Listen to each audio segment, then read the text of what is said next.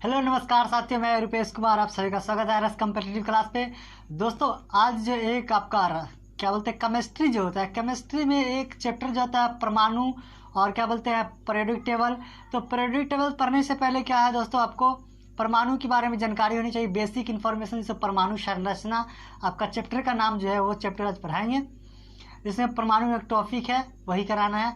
मेरा मकसद जो है आपको पीरियोडिक टेबल कराना है, ठीक है दोस्तों, क्योंकि पीरियोडिक टेबल से बहुत सारे क्वेश्चंस आते हैं जो कि हर एग्जाम के लिए, एनटीपीसी हो गया, यूपीएसआई, जितने भी कॉम्पिटिटिव एग्जाम होते हैं या फिर बोर्ड के एग्जाम होते हैं, उन सभी में आपको फायदा पहुंचा। ठीक है दोस्तों, अगर आपको वीडियो अच्छा लगता है तो चैनल को सब्सक्राइब करेंगे, लाइक करेंगे और शेयर जरूर करेंगे ताकि और सारे दोस्तों को फायदा हो सकेगा। ठीक है दोस्तों, मेन बात यह है कि पढ़ना नहीं है ज़्यादा। ठीक है दोस्तों, जो पढ़े कम से कम उतना तो याद हो जाए, वही बड़ी बात है। ठीक है दोस्तों, ज़्यादा पढ़ने से कोई फ़ायदा नहीं है, जितना पढ़े सिर्फ उतना याद हो जाए, तो यही आपका महत्वपूर्ण बात होता है। ठीक है दोस्तों, तो ये मेरे को लग रहा है कि जो हम पढ़ाएंगे आपको याद हो सकता है। ठीक है दोस्तों, अगर आपको अच्छा लगता है तो चैनल को सब्सक्राइब करेंगे, लाइक करेंगे और शेयर जरूर करेंगे। ठीक है दोस्तों, चलिए देखते हैं। तो परमाणु की बात करेंगे। ठीक है दोस्तों, यहाँ पे पहले से लिख दिए ताकि आपका समय का बचत हो सके, क्योंकि बोलेंगे और लिखेंगे तो समय बहुत ज़्यादा लग जाएगा। ठीक है दोस्तों, इसलिए लिख दिए।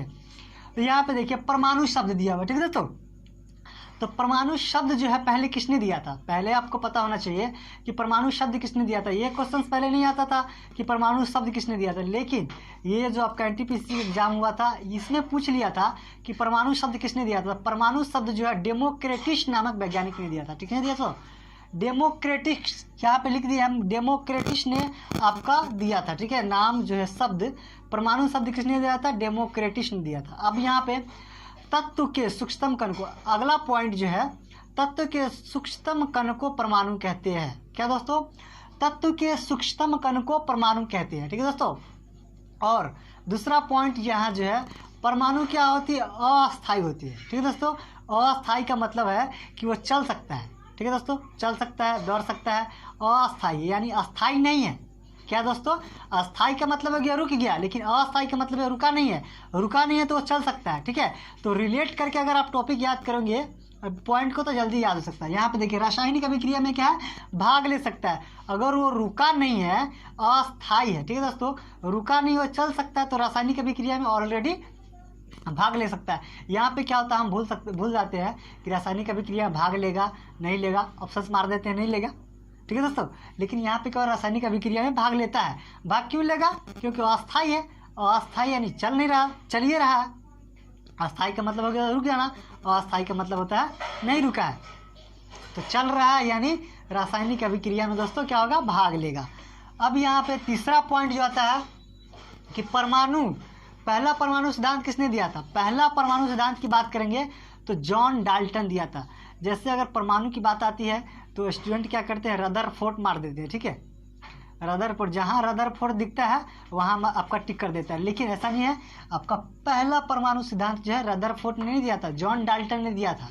ठीक है दोस्तों, किसने दिया था, जॉन डाल्टन ने आपका पहला परमाणु सिद्धांत दिया था।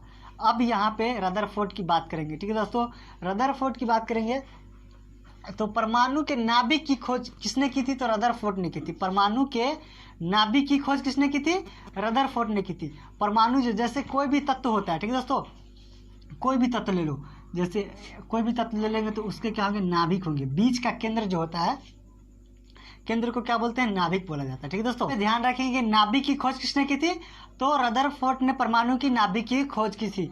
यहाँ पे दोस्तों एक बार दो बार इसलिए बोल रहे ताकि आपको बार बार सुनेंगे तो याद हो सकता है। ठीक है दोस्तों, आपको देखिए लास्ट तक वीडियो देखिए, आपको याद अवश्य हो जाएगा। ठीक है दोस्तों, अब यहाँ देखिए ये परमाणु है। ठीक है, ये तत्व जो होते हैं, तत्व के क्या होता है, परमाणु।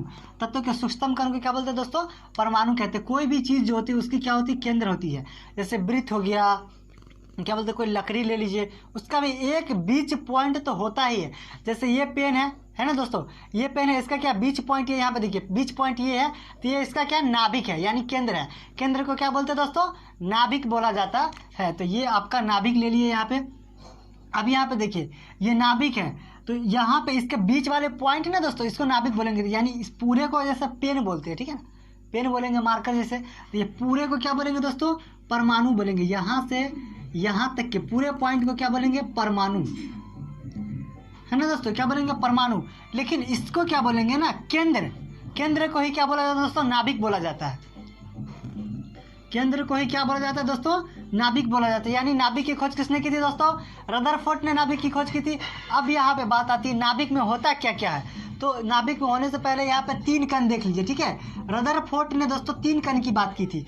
एक होती है इलेक्ट्रॉन होती है, एक प्रोटॉन होती है, एक होती है न्यूट्रॉन। तो इसके मान जो होते हैं, इसकी खोजकर्ता कौन थे, ये आपको नेक्स्ट वीडियो में मिल जाएगा। लेकिन यहाँ पे सिर्फ बता दे रहे हैं प्रोटॉन, न्यूट्रॉन और इलेक्ट्रॉन होता क्या है, ठीक है दोस्तों। यहाँ पे देखिए इलेक्ट्रॉन की बात करेंगे तो इलेक्ट्रॉन जो होती है ऋण आवेशित कण होती है, ठीक है। 3 कण होती है, इलेक्ट्रॉन, प्रोटॉन और न्यूट्रॉन। इलेक्ट्रॉन जो होती है ऋण आवेशित कण होती है, प्रोटॉन जो होती है धन आवेशित कण होती है, न्यूट्रॉन जो होती है उदासीन होती है। ना तो उस पर प्लस चार्ज होता है, ना ही दोस्तों माइनस चार्ज होता है, यानी उदासीन होती है। तो इलेक्ट्रॉन हो गया ऋणात्मक, प्रोटॉन हो गया आपका धनात्मक, न्यूट्रॉन हो गया आपका उदासीन। अब यहाँ पे देखिए केंद्र में जो होती है ना दोस्तों, न्यूट्रॉन प्लस क्या होती है, प्रोटॉन। प्लस इसलिए लगा दी है क्योंकि न्यूट्रॉन भी होता है और प्रोटॉन होता है। तो इलेक्ट्रॉन कहाँ होता है, इलेक्ट्रॉन जो होता है नाभिक की चारों ओर दोस्तों चक्कर लगाते हैं, ठीक है दोस्तों। नाभिक के चारों ओर दोस्तों चक्कर लगाते हैं, यानी इलेक्ट्रॉन का काम ही दोस्तों चक्कर लगाना है।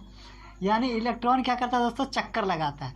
जिस परिपथ पे इलेक्ट्रॉन चक्कर लगाता है उसे क्या बोलते हैं, परमाणु की कक्षा बोलते हैं, ठीक है दोस्तों। ये वाला लाइन नहीं लिखा हुआ है, अगर आप लिखना चाहते हैं तो लिख सकते हैं।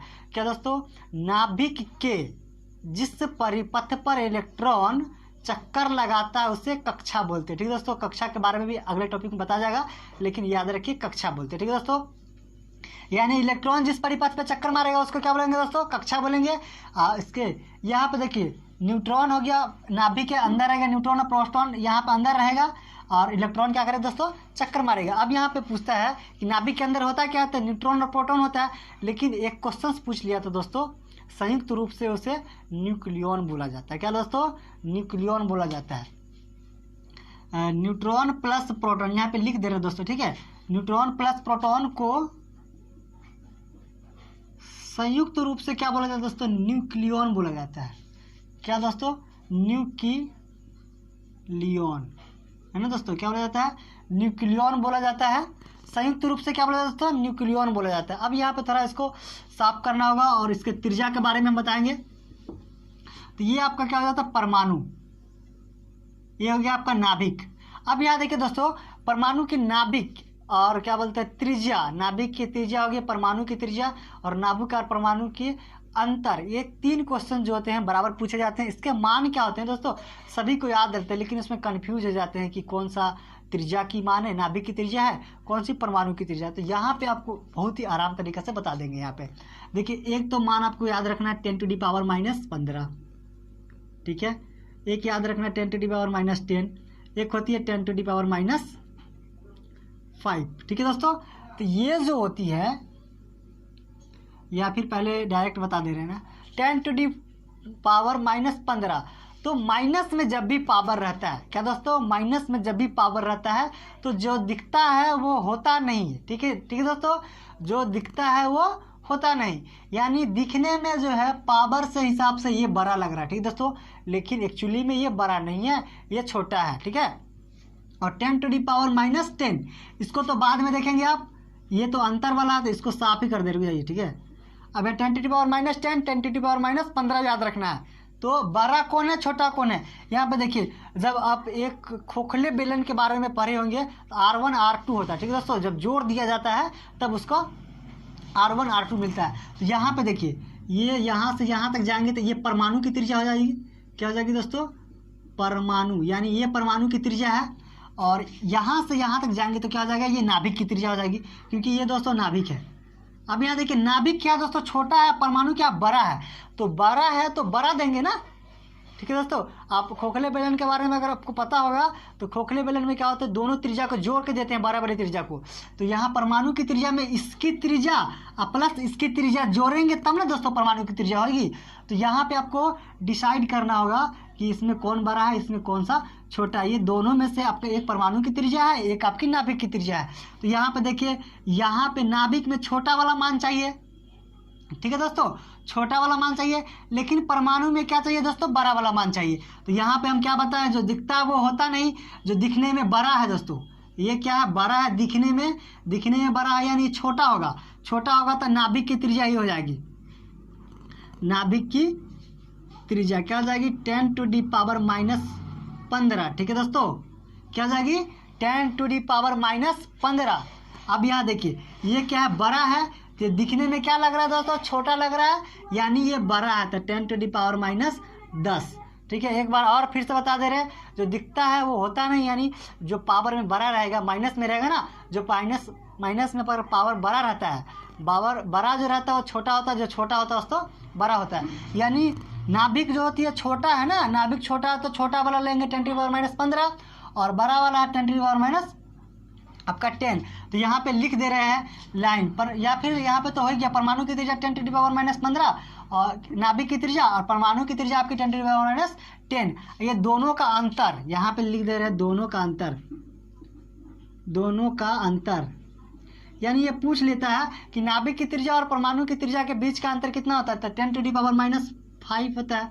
इसको याद करने की कोई ज़रूरत ही नहीं, क्योंकि यहाँ 15 है, यहाँ पे 10 है, घटा देंगे तो पास तो ऑलरेडी आएगा। ठीक है दोस्तों, तो इसको आपको ध्यान रखना है। चलिए इतना ही रहेगा, लेकिन एक बार हम आपको रिवीजन करा दे रहे हैं ताकि आपको अगर याद नहीं हुआ होगा तो फिर से याद हो जाएगा। ठीक है दोस्तों, परमाणु की बात करेंगे तो परमाणु जो होती है आपका, परमाणु तत्व के सूक्ष्मतम कण को क्या बोलते हैं दोस्तों, परमाणु बोलते हैं। क्या बोलते हैं, तत्व के सूक्ष्मतम कण को परमाणु बोलते हैं। तत्व जो होती है क्या होती है, अस्थायी होती है। अस्थायी का मतलब होती है कि वो चल रहा है, चल भी सकता है। अस्थायी का मतलब होता है रुका हुआ, अस्थायी का मतलब होता है बिना रुका हुआ, यानी चल सकता है। अस्थायी यानी रुका हुआ नहीं है, चल सकता है, तो काम भी कर सकता है। काम कर सकता है कि नहीं, तो रासायनिक अभिक्रिया में दोस्तों भाग ले सकता है। अब तीसरा पॉइंट हो गया। चौथा पॉइंट याद रखेंगे, परमाणु शब्द किसने दिया था, तो परमाणु शब्द आपको डेमोक्रिटस नामक वैज्ञानिक ने दिया था। एक बार फिर से बता दें कि ये क्वेश्चन नहीं पूछा जाता था, अब पूछने लगा, याद रखेंगे आप। रदरफोर्ड नहीं मारेंगे, वहाँ पे बिल्कुल गलत हो जाएगा आपका। ठीक है, तो डेमोक्रेटिस सिद्धांत की बात करेंगे तो 2 दिया था, एक जॉन डाल्टन ने दिए थे, एक पर क्या बोलते हैं रदरफोर्ड ने दिए थे। तो सबसे पहला जो दिए थे परमाणु का सबसे पहला सिद्धांत जॉन डाल्टन ने दिया था। ठीक है दोस्तों, ये भी क्वेश्चन बहुत बार पूछा जाता है। और क्या बोलते हैं रदरफोर्ड की बात करेंगे तो दूसरा सिद्धांत आपका रदरफोर्ड ने दिया था। रदरफोर्ड ने ही बताया था कि परमाणु में क्या होती है, नाभिक होती है। यानी नाभिक की खोज किसने की, आपका रदरफोर्ड ने की थी। रदरफोर्ड ने नाभिक की खोज की। अब क्या होता है, नाभिक में क्या होता है, नाभिक से पहले आपको कण के बारे में बताना पड़ेगा। यानी एक कण, 3 कण, क्या बोलते हैं रदरफोर्ड ने 3 कण के बारे में बताया था, एक इलेक्ट्रॉन, दूसरा प्रोटॉन, तीसरा न्यूट्रॉन। इलेक्ट्रॉन जो होता है ऋणात्मक होता है, प्रोटॉन आपका धनात्मक होता है, न्यूट्रॉन जो होता है उदासीन, यानी ना तो प्लस चार्ज ना तो माइनस चार्ज। अब यहाँ देखिए न्यूट्रॉन जो क्या बोलते हैं, नाभिक जो होती है, नाभिक के अंदर न्यूट्रॉन प्लस क्या होती है, प्रोटॉन। न्यूट्रॉन प्लस क्या होती है दोस्तों, प्रोटॉन। उसको संयुक्त रूप से क्या बोलते हैं दोस्तों, न्यूक्लियॉन बोलते हैं ना। संयुक्त रूप से क्या बोलते हैं दोस्तों, न्यूक्लियॉन बोलते हैं। और इलेक्ट्रॉन जो होते हैं चारों ओर चक्कर लगाने का कार्य करता है। और इलेक्ट्रॉन जिस परिपथ पे चक्कर लगाता है उससे क्या बोलते हैं, कक्षा बोलते हैं। वो कक्षा क्या कहलाती है, परमाणु की कक्षा कहलाती है। ठीक है दोस्तों, परमाणु की कक्षा जो है कहलाती है नाभिक के चारों ओर जो रहता है कक्षा, जहाँ पे इलेक्ट्रॉन चक्कर मारेगा वहाँ उसका कक्षा हो जाएगा। जैसे कोई व्यक्ति दौड़ेगा कहाँ, सड़क रहेगा तब ना दोस्तों, जैसे पथ बोलते हैं, पथ को क्या बोलेंगे, कक्षा बोलेंगे। अब यहाँ देखिए उसकी त्रिज्या की बात करेंगे तो याद रखेंगे छोटा वाला बड़ा होगा, बड़ा वाला छोटा होगा, पावर में है तो माइनस रहेगा, तो जो दिखता है वो होता नहीं। अब यहाँ देखिए नाभिक की त्रिज्या छोटी है तो छोटे वाला याद रखना है 10⁻⁻15 और 10⁻⁻10, 2 पॉइंट होता है। इसमें से देखेंगे 10⁻⁻15 देखने में क्या लग रहा है, बड़ा है, लेकिन वो क्या है, छोटा है, तो नाभिक के लिए हो जाएगा। 10⁻⁻- देखने में क्या लग रहा है दोस्तों, छोटा है, लेकिन है वो बड़ा, तो परमाणु के लिए हो जाएगा, क्योंकि परमाणु बड़ा है ना दोस्तों। खोखले बेलन के लिए अगर आप पढ़े होंगे तो पता चल जाएगा। ठीक है दोस्तों, तो अगर आपको वीडियो अच्छा लगा तो चैनल को सब्सक्राइब करेंगे, लाइक करेंगे और शेयर जरूर करेंगे ताकि और सारे वीडियो आ सके। ठीक है दोस्तों, इसका नेक्स्ट पार्ट भी आएगा, आपको बिल्कुल याद होगा। ठीक है दोस्तों, अगर आप वीडियो देखे हैं लास्ट तक तो ज़रूर कमेंट कीजिए कि आपको कैसा लगा, और चैनल को सब्सक्राइब, लाइक और शेयर जरूर करेंगे। ठीक है दोस्तों, धन्यवाद।